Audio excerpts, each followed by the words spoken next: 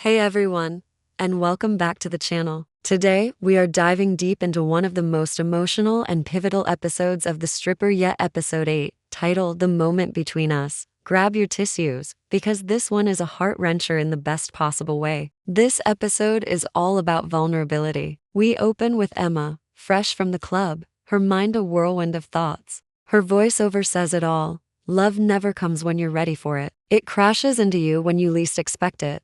This line perfectly sets the stage for the raw, intimate conversation that follows. Lara walks in, and immediately the dynamic shifts. What makes their connection so powerful is how Lara sees past the performance. She tells Emma, "The crowd loved you tonight," but then adds, "I know what it costs you to smile like that." This isn't just about admiration. It's about empathy. It's about seeing the person behind the persona, the exhaustion behind the glamour. This is the core conflict for Emma. She's built walls around herself as a defense mechanism. The world sees the stripper, a fantasy, an object of desire. But Lara sees Emma, a person with fears, hopes, and a past. Emma's question, "Why do you keep showing up for me?" is loaded with insecurity. She feels she's not worthy of this genuine connection, that she doesn't deserve someone who sees her true self. Lara's response is so simple yet profound. "Maybe I just like the way you look at me." It's not about what Emma does for a living or who she pretends to be. It's about the authentic spark between them. This is what starts to break down Emma's defenses. She admits, "Every time you walk in, they fall apart," and Lara's reply,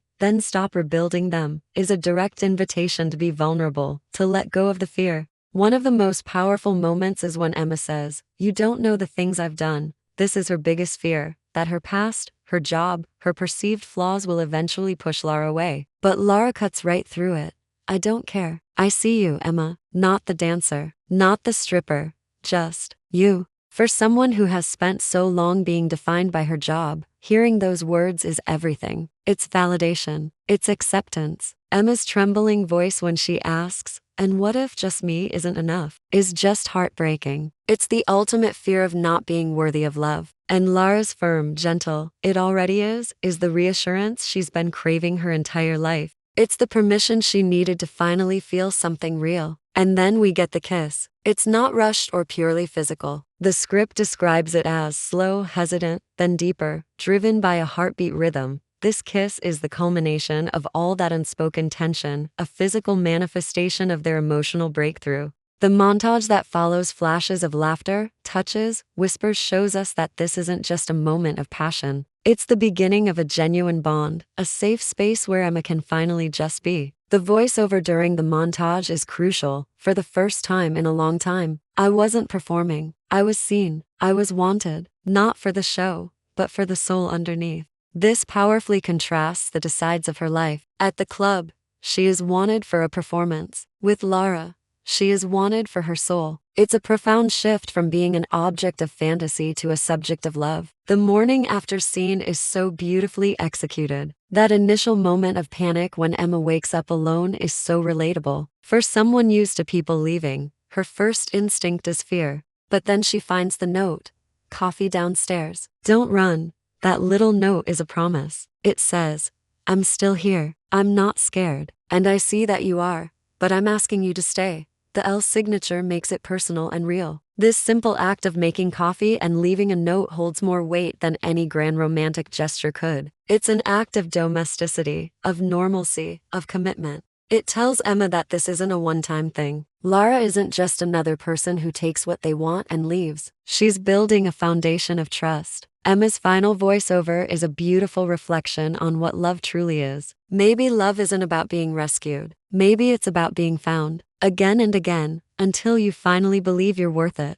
This redefines the entire narrative. Emma doesn't need a savior. She needs someone to see her, to find her, to remind her of her own worth until she can see it for herself. And as she stands in the sunlight, whispering, "I think I finally am," we witness her transformation. She's not just being loved by someone else. She's starting to love herself. This episode is a masterclass in emotional storytelling. It tackles themes of identity, self-worth, and the courage it takes to be vulnerable. It shows that true intimacy isn't about grand gestures, but about the quiet moments of being seen and accepted for who you are. The chemistry between Emma and Lara is electric because it is built on this foundation of radical acceptance. What did you all think of this episode? Did that final scene hit you as hard as it hit me? Let me know your favorite moments in the comments below. And if you're enjoying these deep dives, please consider hitting that subscribe button. Apparently, a huge number of you who watch aren't subscribed, and joining our community is the best way to support the channel and make sure you don't miss our next breakdown. Thank you so much for watching, and I'll see you in the next video.